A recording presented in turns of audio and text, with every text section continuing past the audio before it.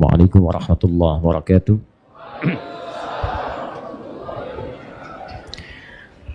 Alhamdulillahi rabbil alamin. Wassalatu wassalamu ala rasulillahil karim an-nabiyil amin sayyidina Muhammadin wa ala alihi wa sahbihi wa ummatihi ila yaumiddin. Amma ba'd, fa ya ibadallah, usi nafsi wa iyyakum bitaqwallahi faqad fazal muttaqun fala tamutunna illa wa antum muslimun.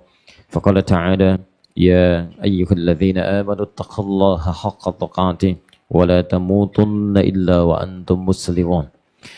Saudara-saudariku dan pemirsa Akhir TV dimanapun Anda berada, alhamdulillah kita senantiasa bersyukur pada Allah Subhanahu wa taala. Kita masih diberikan kesehatan, keimanan dan insyaallah keistiqamahan untuk beribadah pada Allah Subhanahu wa taala hingga hari ini. Semoga seluruh amal ibadah yang telah kita kerjakan diterima oleh Allah Subhanahu wa taala. Alhamdulillah hari ini telah sampai pada bulan ke-7 di penanggalan Hijriyah, yaitu bulan Rajab 1440 Hijriyah. Tepatnya 3 Rajab tahun 1440 Hijrah. Semoga sampai di bulan ini kita diberikan kesehatan oleh Allah Subhanahu wa taala.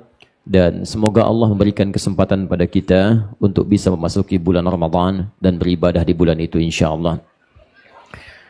Banyak masuk pertanyaan terkait dengan bulan Rajab ini, baik keutamaannya, amalannya, ibadahnya, apa yang dianjurkan, apa yang dilarang. Dan pertanyaan ini sesungguhnya pertanyaan yang tiap tahun seringkali muncul. Kenapa nggak pernah tuntas-tuntas itu kan? Baik. Ada sebagian yang beramal menghidupkan bulan ini, ada sebagian juga kemudian yang menilainya tidak perlu beramal, ya. Tapi yang paling menarik, ada yang beramal, ada yang tidak. Dua-duanya kadang-kadang suka saling menampilkan dalil dan tidak sedikit juga yang berselisih. Ya, lupa gitu kan, kalau ada sesuatu yang dikerjakan tidak dikerjakan, tapi yang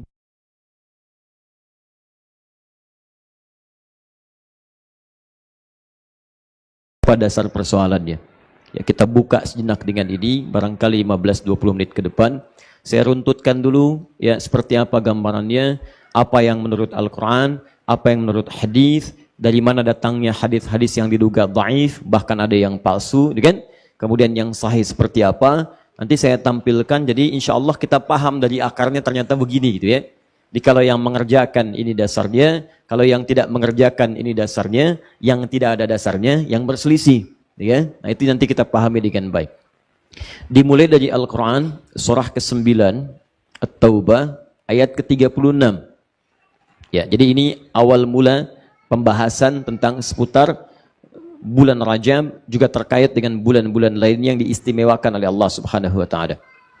Saya mau sampaikan sebentar, di antara sekian bulan yang kita lalui, setahun 12 bulan itu, kata Allah di Quran surah ke-9 ayat 36, Inna iddatasy syuhuri 'indallahi 12 syahran fi kitabillah. Sungguh jumlah bilangan bulan yang telah ditetapkan oleh Allah dalam setahun itu ada 12. Awas, yauma khalaqas samawati wal ardh. Sejak langit dan bumi diciptakan, Allah tetapkan setahun 12 bulan.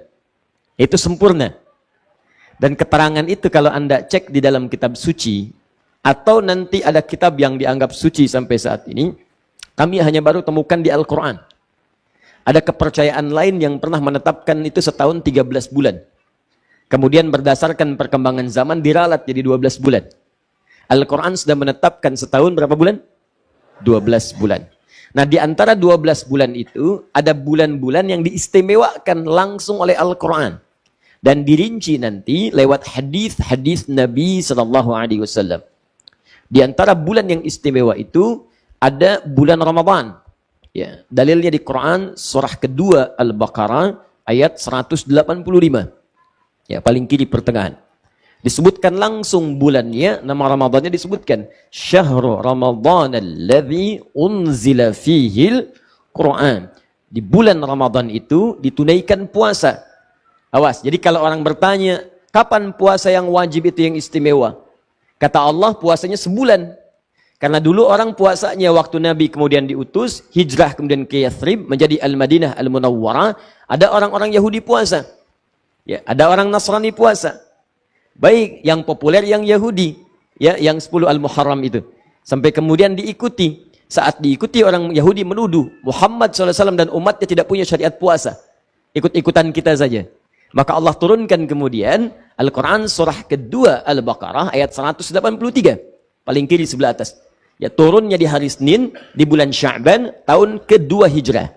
Kutiba alaikumus siyam. Ya ayyuhalladzina amanu, hai orang-orang telah menyatakan dirinya beriman kepada Allah, kutiba alaikumus siyam. Mulai saat ini diwajibkan bagi kalian menunaikan puasa, kama kutiba alal ladzina min qablikum. Orang dulu pun pernah kami wajibkan, tapi enggak seistimewa kalian.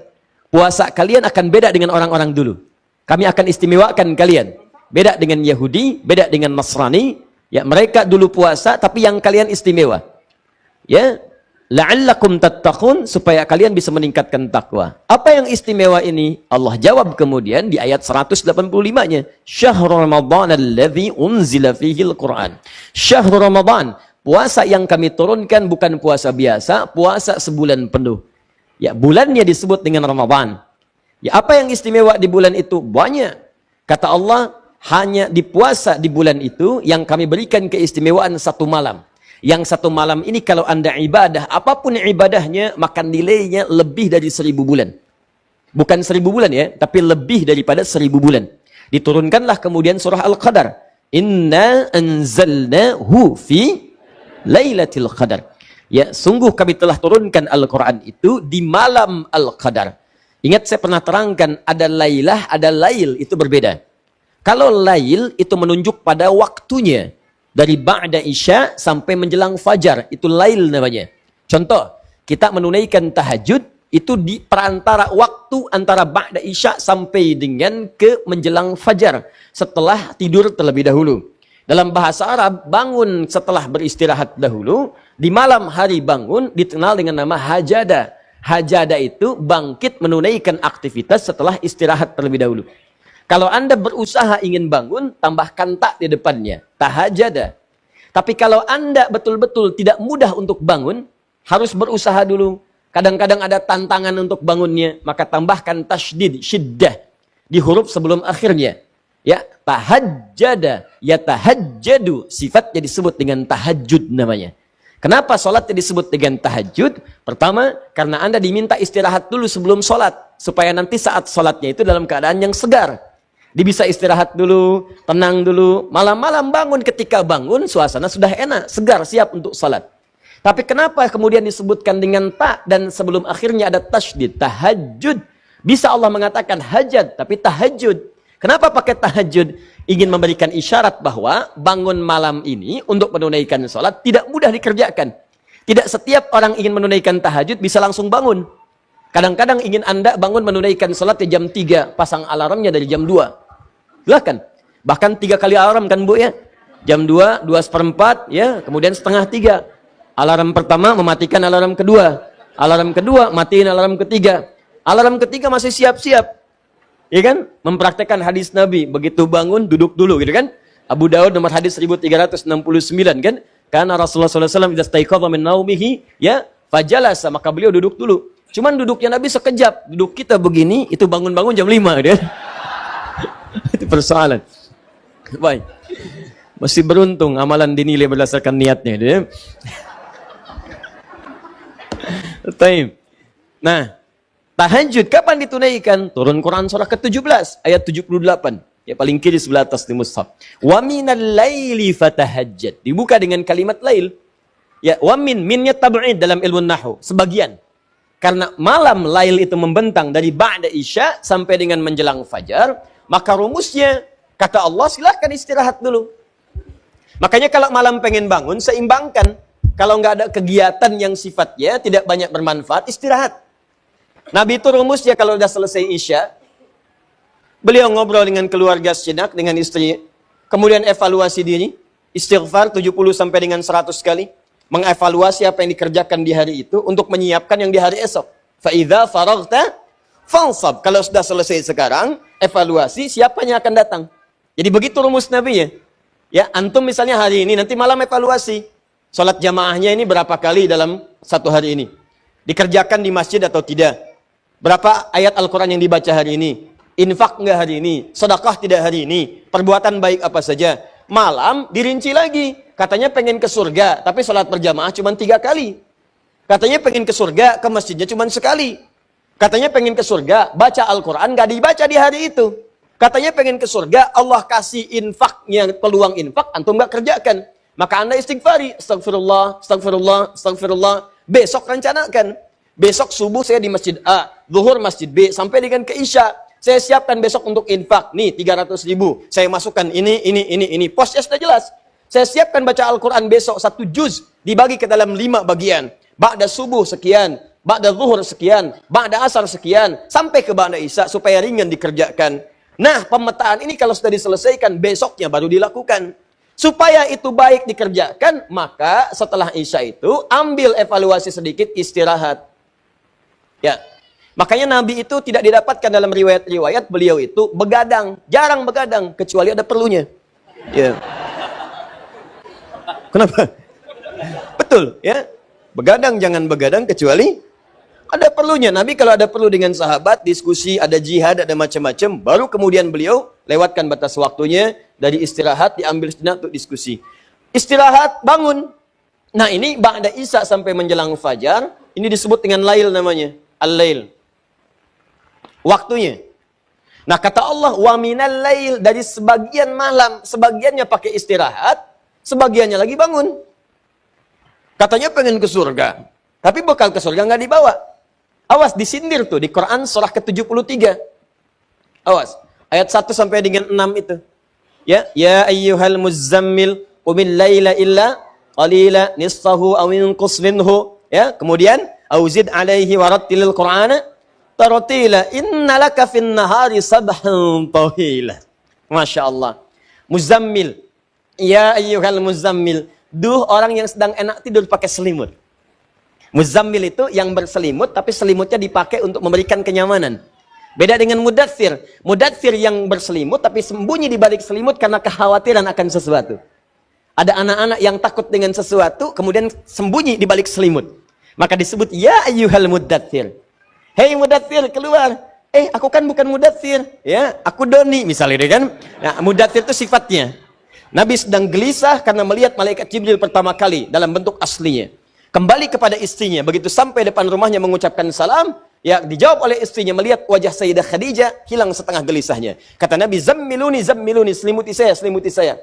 Dibawa kemudian ke kamar, diselimuti Nabi. Selimut itu berlindung dari kegelisahan tadi. Begitu sedang berlindung demikian, keluarlah kalimat yang indah itu.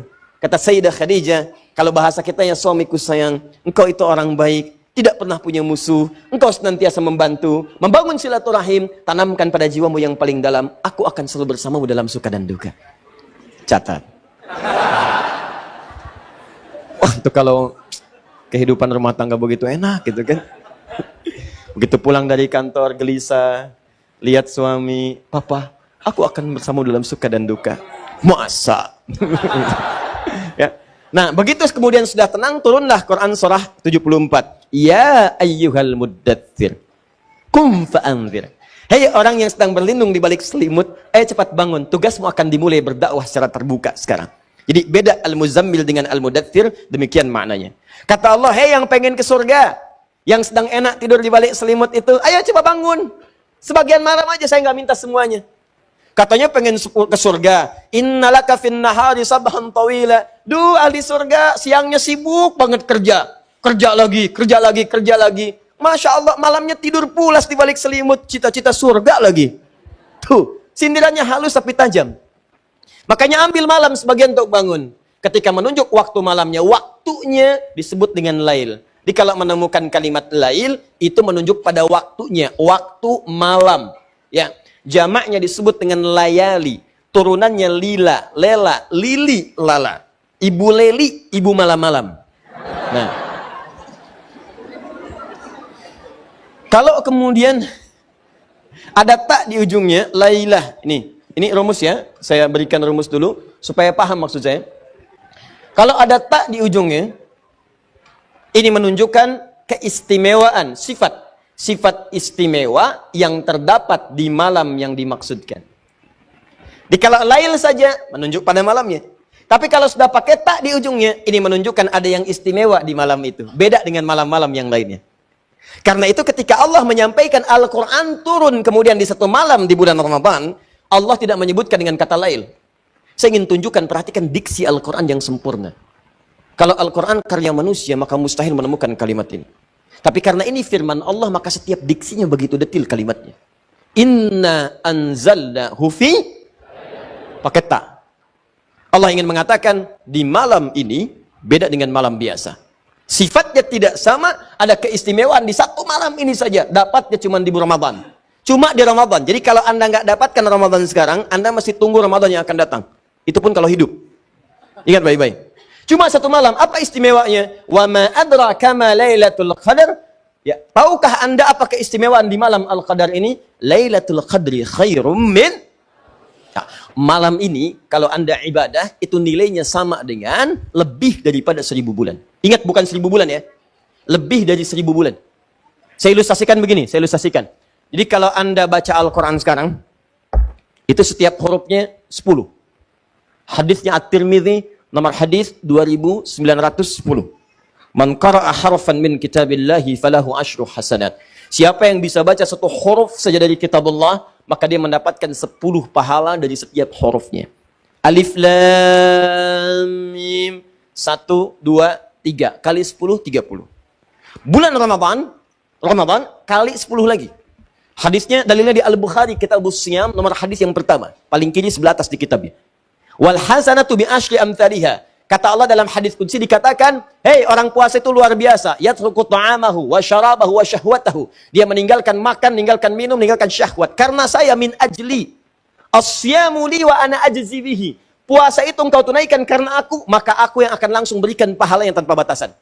Perbedaannya kata Allah, wal hasanatu bi asyri amthaliha. Kebiasaan kamu dikerjakan di luar Ramadan, sekarang aku lipat gandakan 10 kali lipat dari sebelumnya. Jadi kalau Anda baca Al-Quran sekarang, Alif Lam Mim, hitungan biasa dapat 30, Ramadan kali 10 lagi, 300, 100 setiap hurufnya. Tapi kalau Anda baca bertepatan dengan malam Al-Qadar, maka pahalanya bukan 10, bukan 100, tapi lebih daripada 1000 bulan.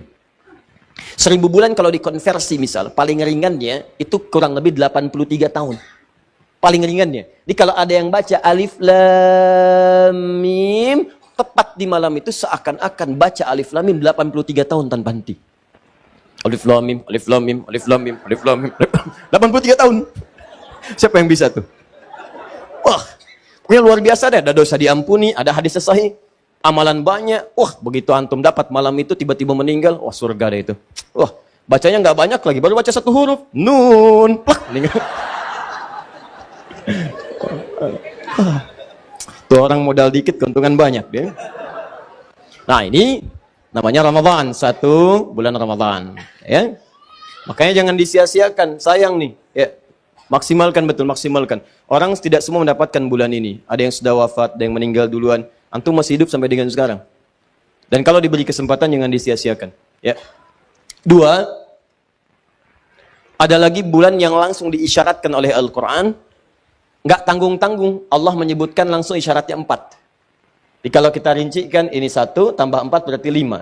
1, 2, 3, 4, 5. Nah, begitulah ya nanti 5. Nah, yang 4 ini, dalilnya di Quran, surah 9, tadi, sudah Anda baca, ayat 36. Teruskan ayatnya. Inna iddatash syuhuri indallahi 12 syahran fi kitabillah. Yauma khalaqas samawati wal arda minha arba'atun hurum. Awas, fokus ya. Kata Allah, setahun itu ada 12 bulan. Dari 12 itu, awas ada yang diistimewakan. Selain bulan Ramadan, kata Allah ada 4 lagi yang diistimewakan. 4 itu yang disebut dengan bulan hurum namanya. Hurum. Hurum jamak dari kata haram. Apa itu bulan hurum? Ada 4. Minha arba'ah, ada 4. Yang 4 itu apa saja? Dirincilah oleh Nabi SAW dalam hadis beliau yang disampaikan dalam khutbah wada'. Di khutbah wada, keterangan Nabi setelah menunaikan haji yang terakhir, memberikan pesan kemudian kepada sahabat dan umatnya, menyebutkan Nabi, Az-zamanu qad istadhara, ya kahayati. Maka waktu itu akan berputar terus seperti awal mula diciptakannya. Maksudnya berputar, nggak berhenti. Berputar sampai berakhir kehidupan. Awas, hati-hati, hati-hati. Yauma khalqas samawati wal ard. Sejak Allah menciptakan langit dan bumi diatur begitu. Jadi waktu nggak ada yang kembali. Ingat ya, waktu tidak ada yang kembali. Walaupun Doraemon misalnya bisa menggunakan mesin waktu, ya, hanya untuk kembali melihat, bukan, itu hanya khayalan saja. Untuk evaluasi apa yang telah dikerjakan di masa lalu yang nggak bisa berulang. Maka kita hanya bisa melihat masa depan nanti untuk direncanakan. Nah, waktu itu akan terus berputar. Sejak Allah menciptakan langit dan bumi, waktu tidak akan kembali. Yang ada, mutar terus ke depan, ke depan, ke depan, ke depan. Makanya mohon maaf sekali, kalau Anda nggak sempat baca Quran kemarin, itu nggak bisa ulang kembali ke waktu yang lalu. Kalau Anda nggak bisa tahajud, teman-teman, di malam tadi, Anda nggak bisa muter ke malam yang sebelumnya. Makanya saya selalu katakan nih pada teman-teman, kalau punya kesempatan beramal, segera maksimalkan, karena itu nggak akan berulang. Itu maksudnya. Di waktu itu berputarnya ke depan, bukan ke belakang. Nah, kalau dua hal bersanding bersamaan, yang satu bisa diakhirkan, yang satu tidak berulang, maka dahulukan yang tidak berulang, karena waktunya tidak akan kembali. Contoh paling gampang bagi anak-anak muda sekarang, atau misalnya bagi bapak-bapak atau yang lain. Kan ada yang suka olahraga, suka bola, suka macam-macam. Di tempat asalnya, itu dilakukannya nggak ada yang malam, sore, gitu kan? Atau waktu pagi, datang ke kita di convert, waktunya jadi malam. Pertandingan bola, waktunya malam. Nonton malamnya, meninggalkan tahajud. Hasilnya kan bisa dilihat besok. Saya aja yang nggak nonton tahu, Madrid dikalahkan sama PSG, Ajax 4-1, PSG dilumat sama MU 3-2, 3-1, habis kemudian 3-3 agregatnya, cuman kalah selisih golnya, ya maaf kalah head to headnya. Saya tahu itu semua. Sampai Neymar ngamuk aja di Instagram saya tahu, ya. Tapi apakah saya nonton? Tidak. Ya. Saya tahu Valentino Perez ribut sama Ramos, saya tahu. Ramos mau ninggalin Madrid, saya tahu. Ramos bilang, bayar gaji saya sekarang, kontrak saya bayar. Dia kan, saya tahu. Mourinho ngomentarin, saya tahu. Zidane kasih 3 nasihat, saya tahu. Anda yang nonton belum tentu tahu. Ya. Tapi apakah nonton? Tidak. Kita bisa lihat besoknya, tapi tahajud nggak akan berulang gitu. Ya, jelas ya?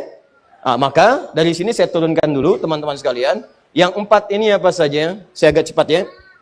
Minha arba'atun hurum. Kata Nabi, waktu terus berputar, manfaatkan untuk beramal. Kalau ada kesempatan jangan ditinggalkan, karena engkau tidak bisa mengulangnya. Nah, di antara itu ada 4 yang istimewa. Perhatikan baik-baik. Thalatha mutawaliyat, 3 berurutan.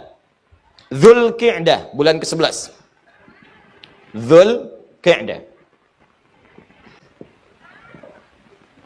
2, Dzulhijjah.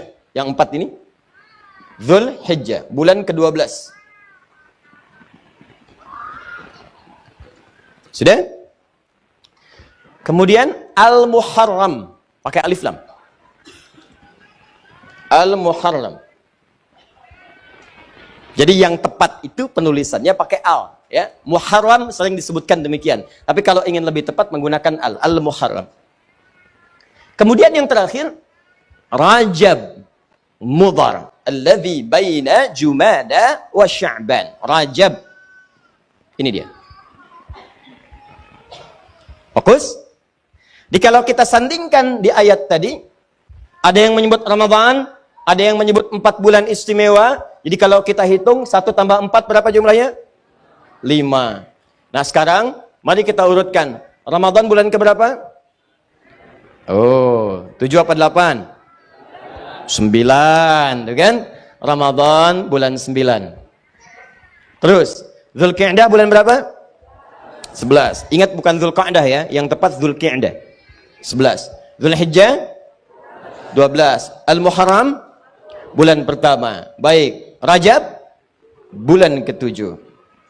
Ini diantara 5 yang diistimewakan, disyaratkan dalam Al-Quran, disebutkan, dirinci oleh Nabi. Pertanyaannya, fokus. Sekarang kita ada di bulan yang mana di antara 5 ini? Rajab.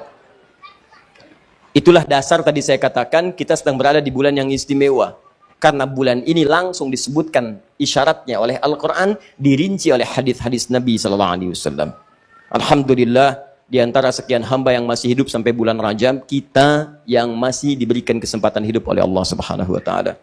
Nah, tidak cukup dengan amin. Sekarang pertanyaannya, apa keistimewaan bulan Rajab itu? Karena keistimewaannya bukan amin. Amin, amin, bukan. Yuk kita tanyakan dulu, ya Allah, apa keistimewaannya, apa ada amalan tertentu, apa yang harus dikerjakan, dan turunan-turunan yang lainnya. Jelas sampai sini? Baik, kalau jelas, yuk kita teruskan. Silakan. Bebas. Ya, alhamdulillah. Insyaallah, luar biasa. Ambil sab paling depan, cita-cita dari malam pengen ngapus. Ya. Jazakallah khair. Antum dari mana? Dari Jogja. Masya Allah. Langsung ke sini. Pakai motor. Masya Allah. Buat ngapus dari Jogja ke sini. Biasa. Tolong panitia, ini sahabat kita pertama yang mendapatkan at-taisir insya Allah ya. Hari ini. Dengan bukunya ya. Baik. Mau tidak? Mau. Baik. Sudah, lihat fokus ini. Teman-teman, pertama kembalikan dulu ke Quran surah ke-9 tadi ayat 36. Nanti turunannya kita temukan dalam hadis Nabi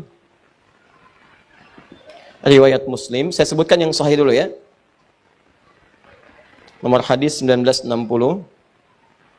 Yang ini dari Sayyidah Aisyah radhiyallahu taala anha, nanti dikuatkan syahidnya dari Ibnu Abbas radhiyallahu taala anhuma. Yang ketinggalan jangan khawatir, ini sudah saya siapkan. Saya tulis langsung, ada yang tulisan tangan, ada yang saya print juga. Yang hadis palsunya saya turunkan sampai ke rawi-rawinya, sampai di mana palsunya, siapa orangnya, di kitab apa. Ini semua ada di sini. Ya. Sampai yang bahasa Arab juga ada, kalau nanti yang mau pakai bahasa Arab, khusus spesial, saya kasih tanpa harokat. Ini. Ya, alhamdulillah. Supaya bedain, ini bukan Quran, yang Quran dah harokatnya itu kan. Jangan sampai baca tulisan ini pakai mad lagi nanti pokoknya. Rajabun maudhu gitu. Dah, yuk. Bismillah. Saya mulai ke sini dulu. Yuk, keistimewaan pertama. Teruskan ayatnya, teruskan. Minha arba'atun hurum. Fala tazlimu fihinna anfusakum. Ada ayatnya? Fala tazlimu fihinna anfusakum. Teruskan yang Quran surah 9 ayat 36. Maka pertama, keistimewaan pertama, Allah menyampaikan khusus di bulan-bulan yang 4 ini dikenal dengan bulan hurum. 3 berurutan, Dzulqa'dah, Dzulhijjah, Al-Muharram, plus dengan Rajab. Plus dengan Rajab yang kita sekarang ada di dalam, ya. Baik. Maka pertama kata Allah, fala tazlimu fihinna anfusakum. Jangan berbuat zalim khususnya di bulan-bulan itu. Fala tazlimu, jangan berbuat zalim. Satu, ini dia. Ada larangan langsung dari Allah menekankan khusus di bulan-bulan ini. Ya, perbuatan zalim dilarang di setiap bulan. Dilarang. Ya, maaf, dari bulan Al-Muharram sampai ke Dzulhijjah, setiap detiknya, menitnya, bahkan jamnya, bahkan semuanya dilarang berbuat zalim. Zalim itu secara ringkas, zalim itu bermaksiat, maksiat, menempatkan sesuatu bukan pada tempatnya. Awas, menempatkan sesuatu bukan pada tempatnya. Salah tidak? Salah. Misal, gampangnya begini. Ini gelas menampung air untuk minum.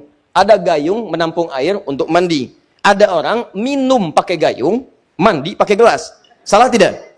Salah. Nah, kata Allah begini, maaf, jangan berdusta. Wailul lil mukadzibin. Dusta itu kan salah. Kata Allah ayatnya jangan berdusta. Lalu ada orang berdusta. Salah tidak? Berarti orang itu zalim. Paham? Kata Allah jangan mencuri. Ada orang mencuri. Ayatnya mengatakan jangan, tapi ayat itu dilanggar. Ditempatkan bukan pada tempatnya. Kata Allah, Qul huwallahu ahad. Hanya Allah Tuhan satu-satunya yang esa. Ada orang mengaku Allah Tuhannya, tapi lisannya mengatakan, maaf, semua agama sama. Menuju pada Tuhan yang sama. Cuman caranya beda-beda. Berarti orang itu zalim. Menempatkan ayat itu bukan pada tempatnya. Pencuri tidak menempatkan ayat itu bukan pada tempatnya. Pendusta tidak menempatkan ayat larangan berdusta pada tempatnya. Sehingga ketika ayatnya tidak digunakan, dia berdusta. Nah, menempatkan sesuatu bukan pada tempatnya, itu disebut dengan zalim perbuatannya. Ketika zalim itu menjadi salah, maka kesalahannya disebut dengan maksiat namanya. Paham? Ya, asa menyalahi perintah Allah Subhanahu wa taala. Maksiat, perbuatan yang dianggap salah oleh Allah dan Rasulnya. Jadi kalau kita ingin terjemahkan secara singkat, zalim itu secara singkat perbuatan maksiat yang dilarang oleh syariat. Kalau sudah maksiat berarti melahirkan dosa, begitu rumusnya. Maksiat lawannya taat. Awas, hati-hati. Taat melahirkan pahala. Lawan dari taat, maksiat melahirkan dosa. Di Quran itu cuma ada dua. Imma taat untuk dikerjakan, atau maksiat untuk ditinggalkan. Makanya agama itu sederhana. Kerjakan, do it, kerjakan. Atau leave it, tinggalkan. Kalau ada perintah kerjakan, itu pasti amal soleh, taat. Kalau ada perintah tinggalkan, itu pasti maksiat. Contoh, kita ambil turunkan misalnya taat terkait dengan ketaatan, perintah-perintah amal soleh. Salat. Alladzina yu'minuna bil ghaib wa yuqimunas salat. Wa mimma razaqnahum yunfiqun. Ada infak. Ya ayyuhalladzina amanu kutiba alaikumus siyam, puasa. Ya, ada haji, ada umrah dan sebagainya. Ada Al-Qur'an. Ini semua terkait dengan ketaatan. Perintahnya pasti kerjakan. Lebih dari itu, ada larangan.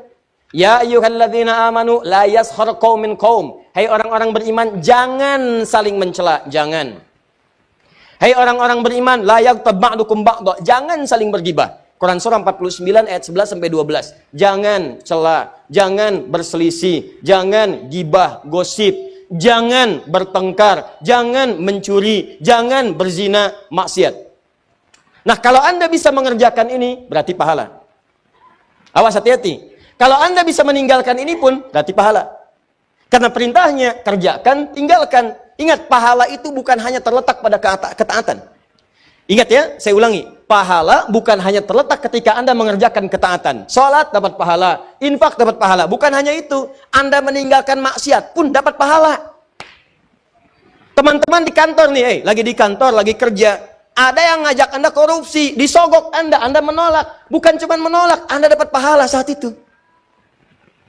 Ketika Anda diajak curang, ada tender, Anda diminta curang, Anda menolak. Begitu Anda menolak, Anda dapat pahala. Jangan dikira Anda menghindari maksiat saja, tidak. Karena rumus Qur'annya begitu Anda meninggalkan maksiat, maka pahala diberikan kepada Anda.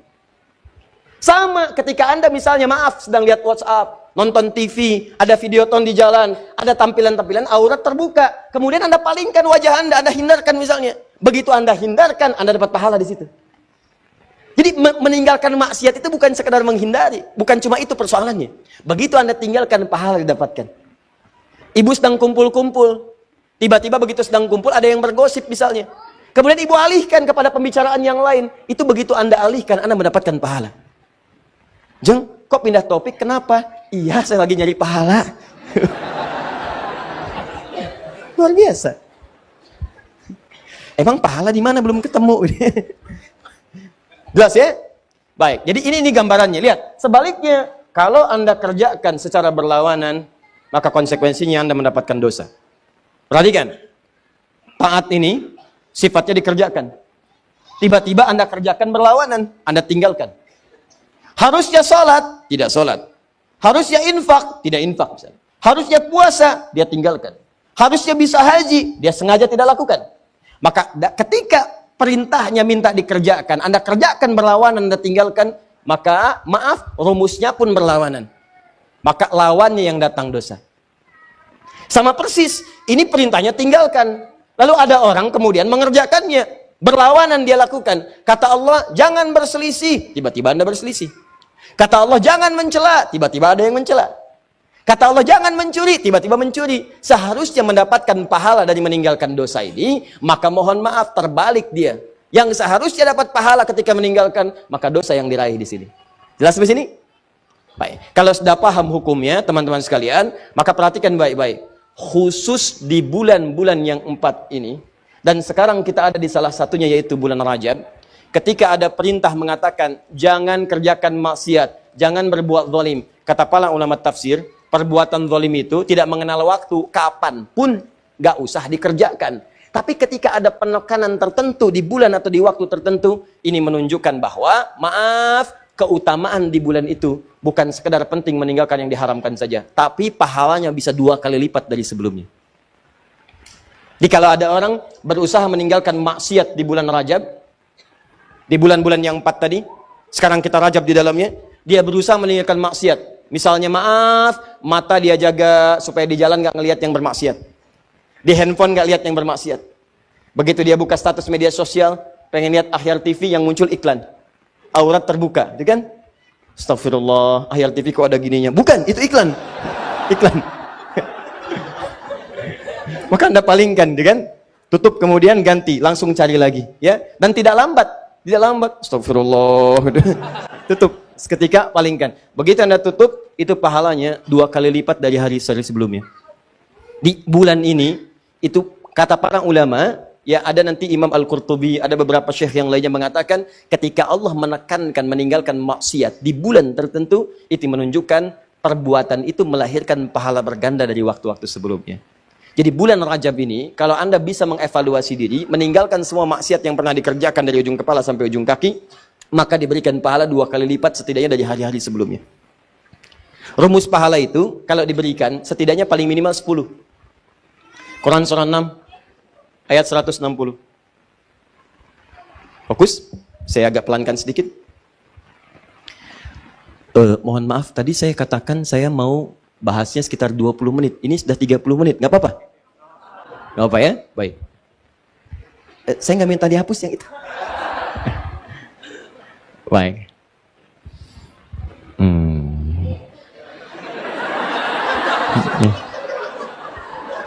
Semuanya aja mas. Ya semuanya nggak apa-apa ya. Ya terima kasih. Ya. Ya. Terus dorong papan tulisnya, dorong masukin ke dalam. Masya Allah. Ya. Terima kasih ya. Ya semangat itu penting, tapi terlampau kreatif juga masalah ya.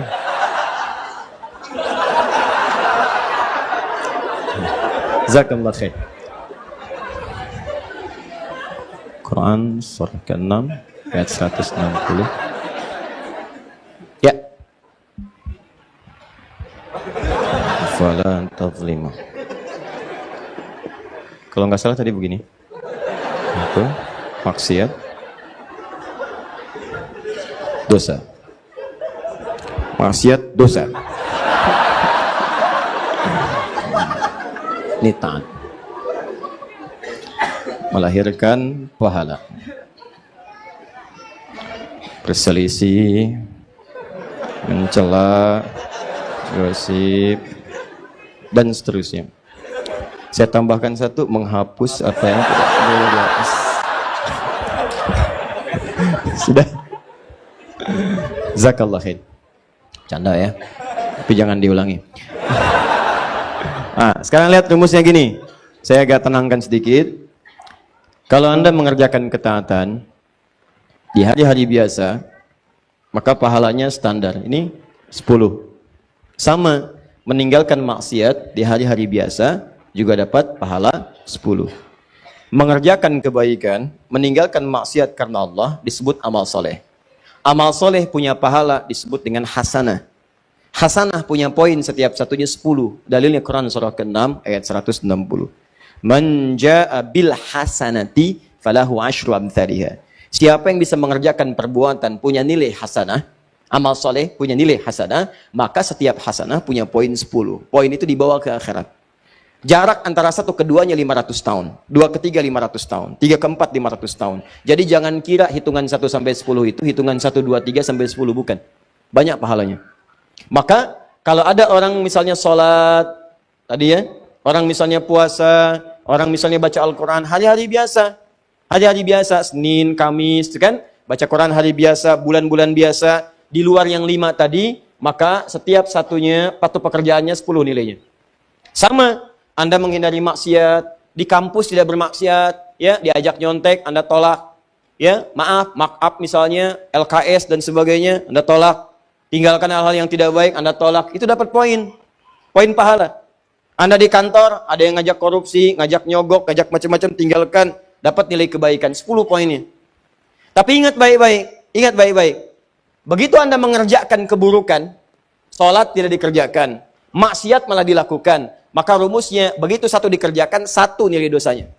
Tapi 1 itu jangan dianggap ringan, karena 1 itu akan mengambil pahala yang telah Anda dapatkan sebelumnya. Misal, maaf sekali ya, maaf, ada orang sholat, begitu selesai sholat, membicarakan orang lain. Nggak tanggung-tanggung imam yang dibicarakan. Tuh imam kenapa sih bacanya tadi begitu? Iya ya, jelek banget ya, beda dari sebelumnya. Padahal Anda aja nggak mampu jadi imam. Nah, begitu Anda bicarakan demikian, itu pahala Anda ditransfer langsung ke imam tadi. Kenapa bicara begitu? Itu tadi imam, memangnya imam itu, memang kenapa sih nggak ada yang kemarin? Nambah lagi 1, pindah lagi ke yang lain. Awas hati-hati. Mereka kenapa? Bicara yang nggak baik, itu nggak boleh, itu dosa. Untung saya nggak seperti mereka. Mereka itu memang kurang bagus tuh ya. Itu pindah lagi situ. Jadi begitu itu kalimat disampaikan, pahala sholatnya seketika pindah kepada yang dibicarakan. Seketika. Itu langsung dipindahkan. Bukan cuma 1, 2 lagi, semua pahala yang didapatkan pindah ke orang tadi. Awas hati-hati, jangan dikira mudah. Nanti di akhirat, timbangannya itu akan begini. Semua pahala dikurangin dosa.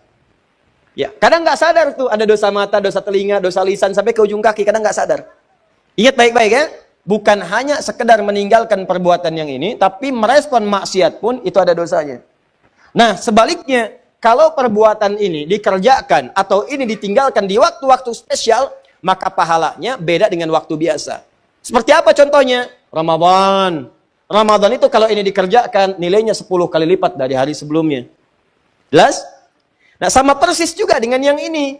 Yang ini itu kalau meninggalkan keburukan, hari-hari biasa 10. Tapi kalau masuk kepada istimewa, Dzulqa'dah, Dzulhijjah, Al-Muharram, bulan Rajab, maka pahalanya dilipat gandakan. Dari yang 10 minimal 2 kali lipat. 2 kali lipat bisa 20 kebaikan. Jadi, ini makanya ada yang menyebut Rajab itu bulan introspeksi. Ya, bulan introspeksi. Bulan muhasabah. Silahkan evaluasi diri. Ada waktu kita untuk menilai. Coba tolong ya teman-teman, coba dicek dulu. Cita-cita mau kemana di akhirat nanti?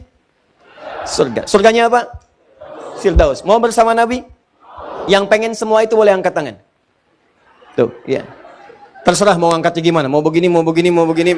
Pokoknya saya bicara surga, nggak bicara yang lain. Bebas.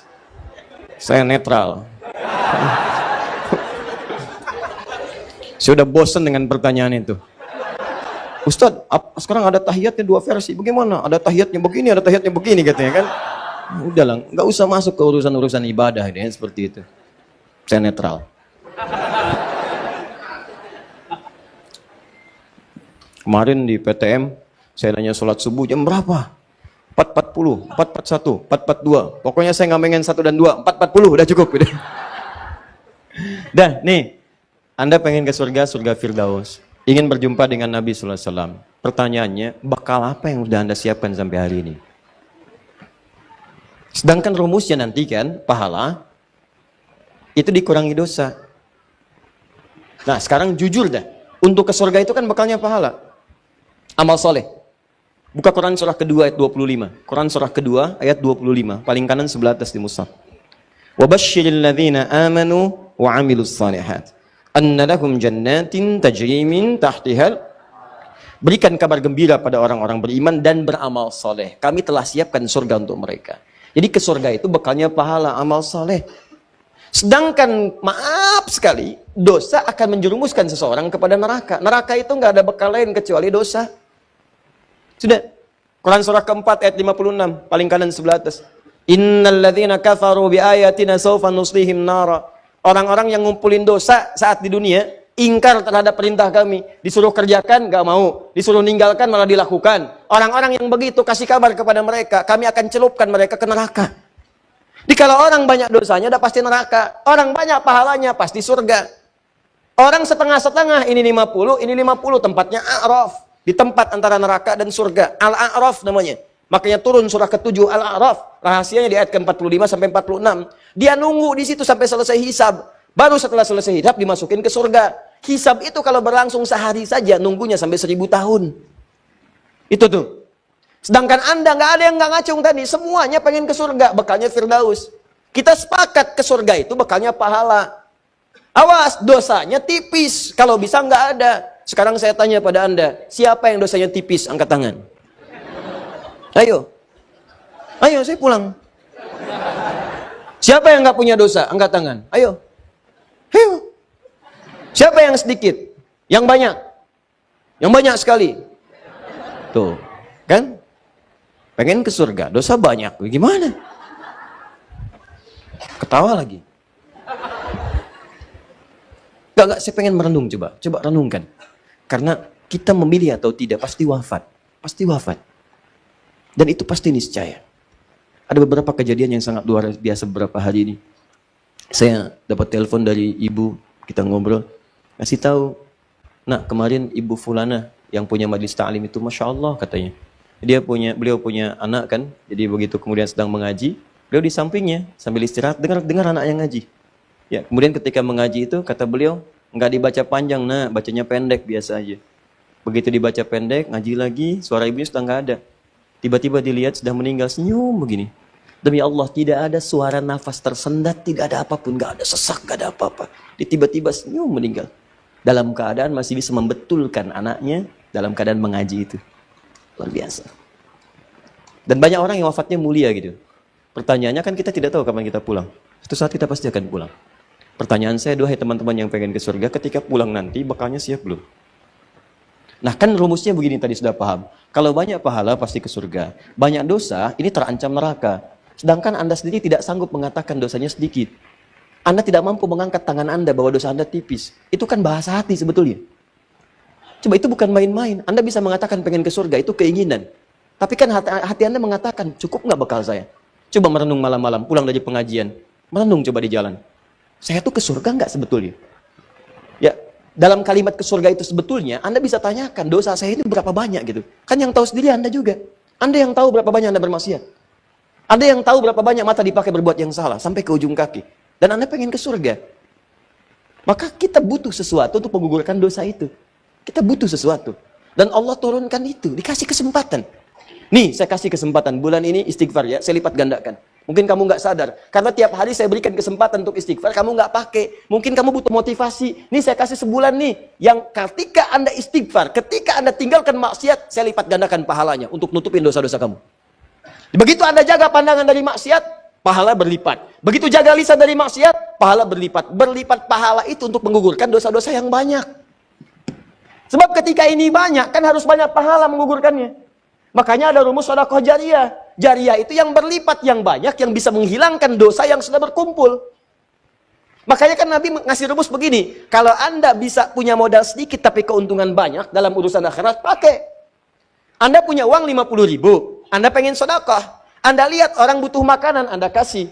Ya, dia pakai kemudian itu untuk beli makan. Makan. Energinya kumpul. Begitu energi kumpul, dia sholat, dia baca Quran. Anda dapat bagian dari pahala itu. Begitu energi habislah kemudian pahala Anda di situ. Anda berikan 50.000 itu, kemudian belikan mushaf. Hadiahkan kepada penghafal Quran. Dia baca itu dari mushaf yang telah Anda berikan. Maka semua pahala setiap huruf yang mengalir bagi Anda. Dia jadi penghafal Quran, mushafnya masih ada. Dipakai yang lain, pahala lagi buat Anda. Yang tadi telah hafal Quran, dia mengajar lagi. Punya 10 murid, pahala dari 10 murid itu untuk Anda.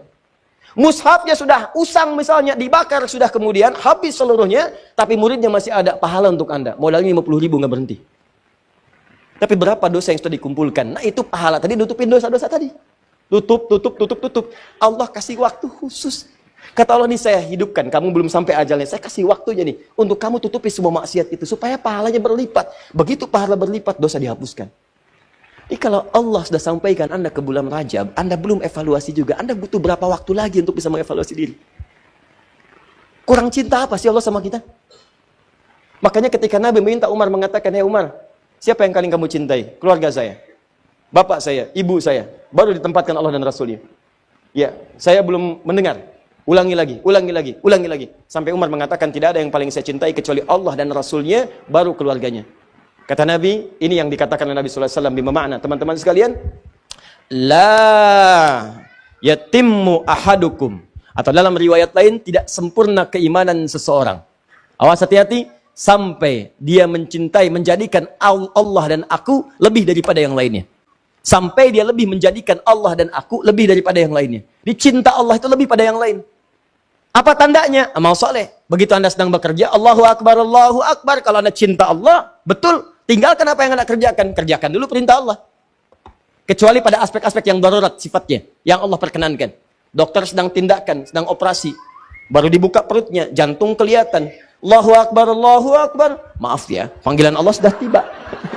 Wah, begitu balik lagi kacau gitu kan keadaan. Nah, itu boleh istisna namanya. Nah, saya pengen katakan, ada peluang di bulan Rajab ini untuk mengevaluasi diri. Pahalanya banyak, jangan berbuat zalim. Sebaliknya, ada orang dikasih kesempatan, tinggalkan maksiat, saya gandakan. Malah bermaksiat. Seakan-akan nantangin Allah. Saya kasih kesempatan ninggalin maksiat, saya gandakan pahalanya. Dia sengaja maksiat. Mata pakai maksiat lagi, telinga dengan maksiat sampai ke ujung kakinya. Maka kata para ulama, orang seperti ini ketika dia diberikan kesempatan untuk meninggalkan maksiat, malah dia kerjakan, maka dosanya berlipat dari hari sebelumnya. Jadi bulan ini, kalau Anda meninggalkan maksiat, pahalanya berlipat. Kalau Anda berbuat dosa, pahalanya berlipat. Maaf, dosanya berlipat. Kalau Anda berbuat taat dengan meninggalkan maksiat, maka pahala berlipat. Kalau Anda sengaja mengerjakan maksiat di bulan-bulan ini, bulan Rajab Anda kerjakan maksiat, maka dosanya pun berlipat dari sebelumnya. Cukup satu dosa, itu bisa menyebabkan Anda terhambat ke surga. Sekarang dosanya berlipat, Anda masih kerjakan juga, dan Anda pengen ke surga. Allahu Akbar. Mana penghapus? Tuh, sampai kaget itu tutup khusus.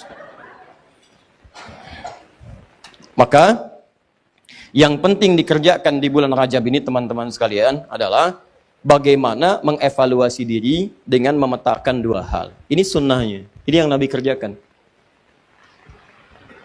Satu, jauhi maksiat. Coba cek kebiasaan dari ujung kepala sampai ujung kaki. Apa yang biasa ditonton? Coba lihat tayangan televisinya. Kalau yang banyak tampil aurat, tampil yang jelek-jelek, sudah tinggalkan. Tutup. Pahalanya banyak. Ya.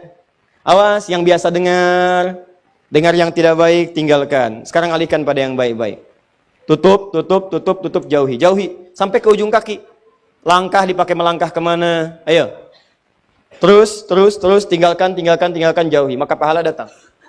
Nah, biasanya Allah kan ciptakan segala sesuatu berlawanan. Quran surah 51 ayat ke-49 paling kiri sebelah bawah. Wa min kulli syai'in khalaqna zawjaini la'allakum tadhakkarun.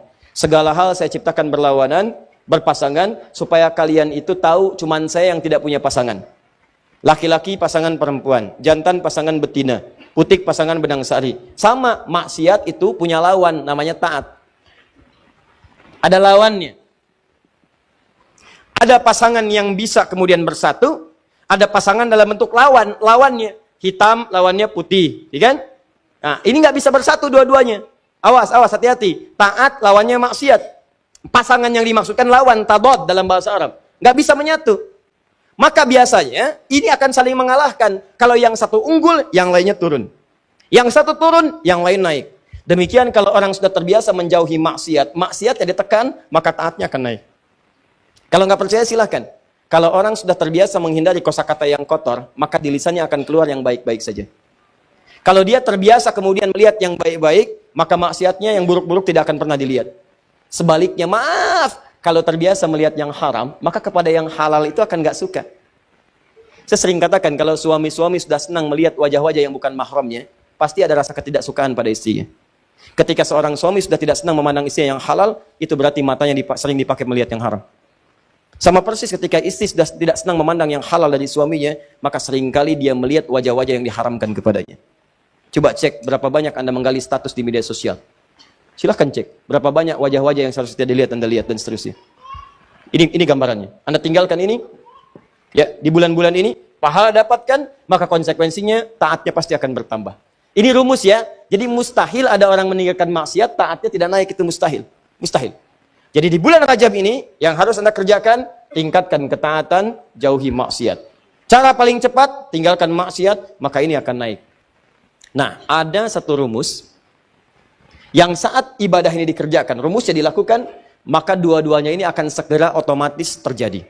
Saya ulang, ada satu rumus, satu jenis ibadah, yang kalau Anda kerjakan ini, maka secara otomatis semua jenis maksiat akan ditinggalkan dan semua jenis ketaatan akan dikerjakan. Ibadah itu namanya puasa. Cuma puasa yang saat dikerjakan pada saat yang bersamaan, maaf, orang yang puasa saat mengerjakan puasa itu pada saat yang bersamaan sudah pasti akan meningkat nilai ketaatan dan amal ibadahnya. Silahkan kalau tidak percaya.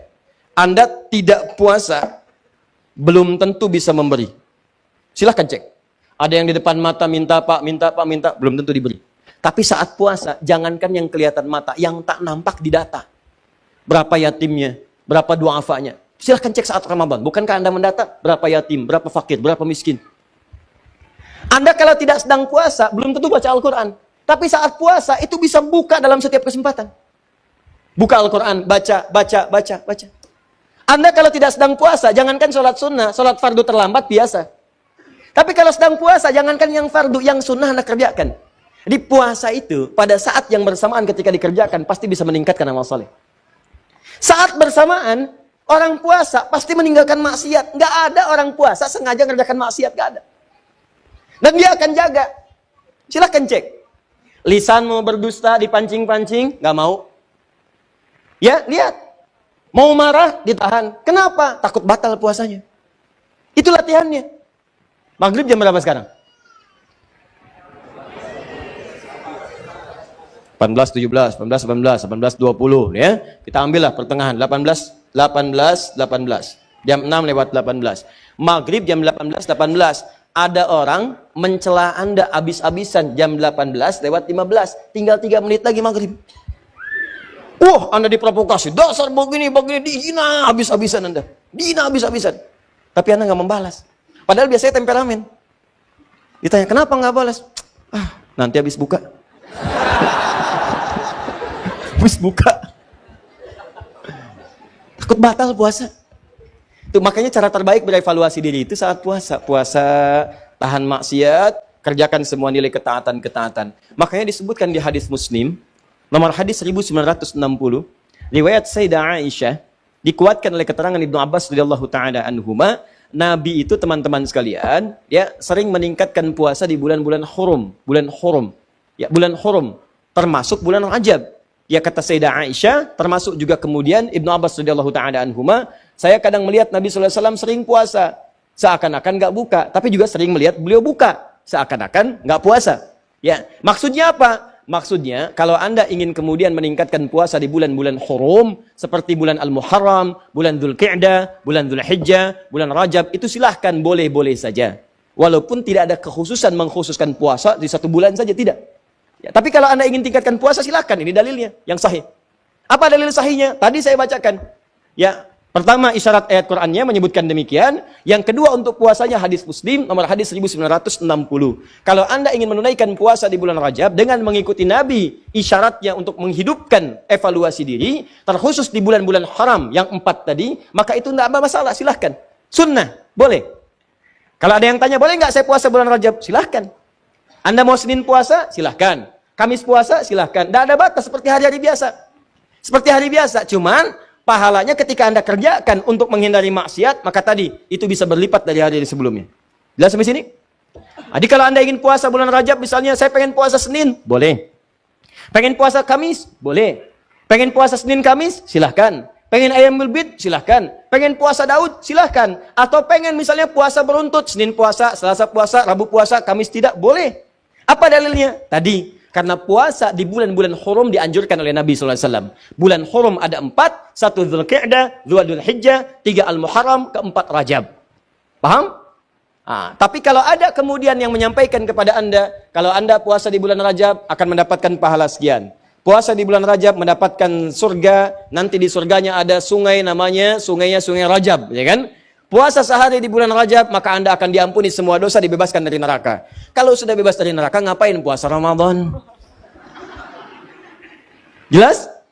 Jadi keutamaan puasa di bulan Rajab itu sebetulnya keutamaan umum yang disebutkan dalam dalil-dalil masuk dalam kategori puasa dan ibadah di bulan-bulan hurum. Seperti keutamaan di 3 bulan yang lainnya.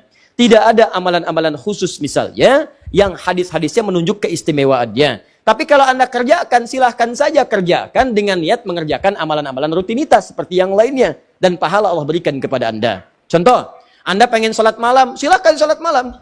Mau di bulan Rajab, bulan Sya'ban, bulan lainnya silahkan. Ya, sholat pertengahan malam silahkan, tahajud silahkan, ba'diyah maghrib silahkan, ba'diyah isya silahkan. Tapi kadang-kadang teman-teman sekalian, jangan sampai kemudian termotivasi oleh dalil-dalil sebetulnya yang tidak ada susunannya atau informasi dari Nabi SAW. Contoh, pernah mendengar kalimat ini? Siapa yang menunaikan sholat di malam Jumat di bulan Rajab, di antara isya kemudian sampai dengan ke fajarnya, dia bacakan kemudian rakaat pertamanya setelah Al-Fatihah, kemudian dibacakan surat A, surat B, sampai dengan ke Al-Ikhlas, sampai yang lainnya, maka akan diampuni semua dosa-dosanya, dibebaskan dari neraka. Pernah dengar kalimat itu? Ini hadisnya hadis palsu. Ya, hadisnya hadis palsu. Bahkan di kitab hadis palsu pun tidak ditemukan. Ya, saking palsunya hadis ini, di kitab hadis palsu pun tidak ditemukan. Pernah dengar hadis ini? Inna fil jannati baban yuqalu Rajab. Di surga itu ada satu pintu, satu sungai. Nama sungainya Sungai Rajab. Siapa yang bisa puasa sehari di bulan Rajab, maka dia akan mendapatkan kenikmatan surga di situ dengan air minum dari Sungai Rajab. Pernah dengar? Nah, itu hadisnya pun hadis palsu. Saking palsunya, teman-teman, di kitab-kitab yang primer pun tidak ditemukan. Saya sudah menggali, ada 7 kitab yang menyampaikan itu. Saya sudah tulis semuanya, 7 kitabnya, di mana ininya, rawinya siapa, saya sampaikan semua. Ini ada At-Tashi' Ashar al-Masyhur Baghdadiyah, pengarangnya Abu Tahir As-Salafi, Fadailu Syahr Rajab Al-Hasan ibn Muhammad Al-Khilal, Fadl Rajab Abul Qasim ibn Asakir, Al-Amali Al-Khamisiyah karangan Yahya bin Al-Husain Al-Syajari, Al-Jurjani, Syu'abul Iman karangan Al-Baihaqi, At-Tadwin fi Akhbari Qazwain karangan Abdul Karim Ar-Rafi'i, Fadailul Awqat karangan Al-Baihaqi. Semuanya dicantumkan untuk menginformasikan pada kita hadisnya maudhu, palsu, paling minimal dhaif. Jadi dituliskan itu untuk kasih informasi. Ini hadisnya dhaif ya. Ya, hadisnya palsu, jangan dipakai sebagai rujukan. Bukan dituliskan untuk menginformasikan pada kita itu amalan, jelas. Tapi kalau Anda misalnya pengen bangun malam, silahkan. Cuma jangan merujuk kepada informasi tadi. Jadi kita bersikap adil di tengah-tengah. Awas, hati-hati. Hadis ini ditampilkan bukan untuk mencela orang. Jangan sampai Anda melihat ada orang misalnya puasa di bulan Rajab, Anda katakan, oh ya hadis palsu. Bukan. Karena dia bisa menggunakan yang sahih. Jelas. Anda sendiri nggak puasa, malah mencela orang. Kalau pengen puasa silahkan, tapi gunakan sandaran yang sahih hadisnya. Jelas? Kalau malam pengen sholat, boleh nggak? Boleh. Silahkan tunaikan sholat, tapi jangan jadikan hadis palsu sebagai sandaran. Paham? Ustadz, kenapa hadis-hadis itu muncul? Pada asalnya niatnya baik, cuma dilakukan dengan cara yang salah. Apa niat baik itu? Ada sebagian orang melihat keutamaan banyak di bulan Rajab, tapi orang banyak meninggalkannya. Akhirnya dibuatlah anjuran-anjuran untuk mengerjakan itu semua. Cuma dituliskan dengan cara yang salah. Begitu disampaikan dengan cara yang salah, jadilah kemudian acuannya keliru. Itulah asal munculnya orang banyak mengerjakan amalan mengacu pada dasar-dasar yang kurang sempurna. Paham sampai sini? Kalau saya tanya, boleh nggak puasa di bulan Rajab? Boleh. Boleh nggak sholat malam di bulan Rajab? Boleh nggak sedekah di bulan Rajab? Boleh nggak mengkhususkan saya puasa sehari di bulan Rajab dapat surga? Boleh? Itu yang dalilnya bermasalah. Paham sampai sini? Jadi itulah asal muasalnya, runtutan ayatnya sudah ada jelas, hadisnya sudah ada, yang palsu sudah ada, yang sahih juga ada, yang sahih dijadikan acuan, yang kemudian dhaif atau palsu kita tinggalkan. Sepakat sampai sini? Maka kalau sudah sepakat, yang tidak sepakat kita tinggalkan dan tidak ada pertanyaan lagi sampai harus diulang ke tahun depan. Jelas ya?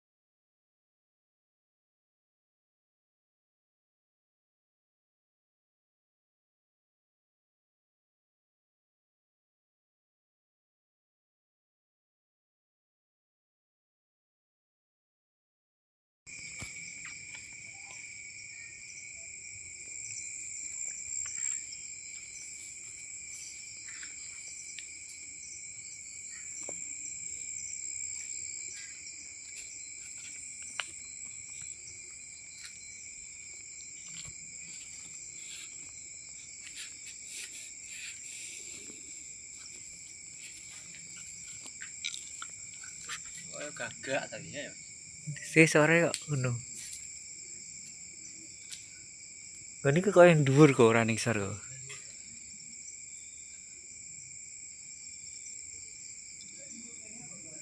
Pocokan kene iki lho kok. Nek tidak suarane.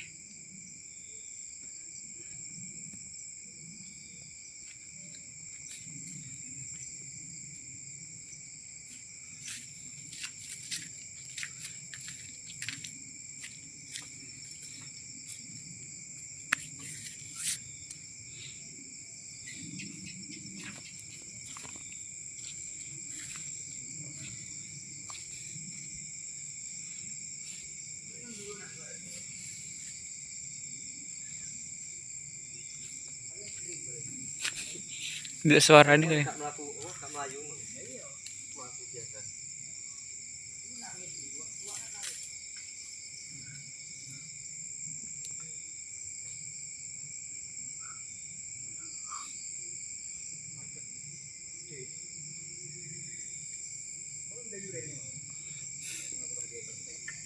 Mlaku to rene.